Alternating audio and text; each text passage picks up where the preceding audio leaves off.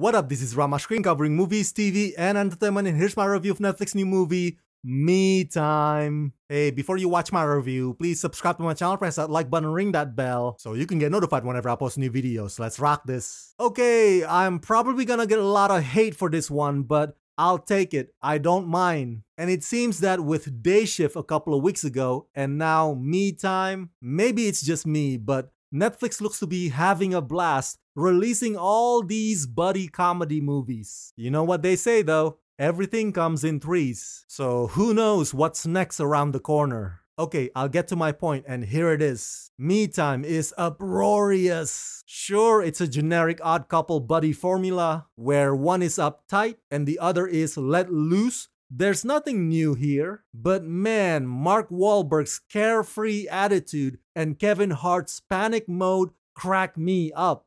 And to be frank, this is also a party movie, minus the togas, and the only nudity you see here is Mark's ass, which is really not a rare occurrence if you've been following Mark Wahlberg on Instagram. But anyway, this movie is F-U-N-N-Y, and I stand by it.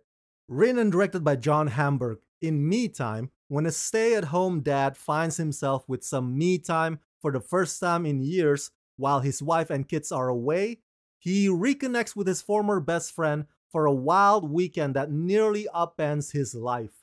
Starring Kevin Hart, Mark Wahlberg, Regina Hall, Jimmy O Yang, Luis Gerardo Mendez. You know what? I really appreciate the fact that writer-director John Hamburg takes his time in developing the setup and the arc for Kevin Hart's character before he throws Mark Wahlberg into the mix. Well, the movie begins with those two together doing some sort of skydiving or free falling, what have you. But for the next 20 minutes or so, it's like an episode of Modern Family starring Kevin Hart, which has its own entertaining dynamics. And then in comes Mark, and the energy goes from 0 to 60 very fast. And if you think that that mountain lion scene was hilarious in the trailers, boy, you ain't seen nothing yet. Kevin really sells that chase sequence down the dirt like it's nobody's business. It's even safe to say that by now, Kevin probably has perfected the art of running and screaming. The previous holder of that mantle was Will Ferrell, but that's Kevin's throne now, and he puts all of his heart,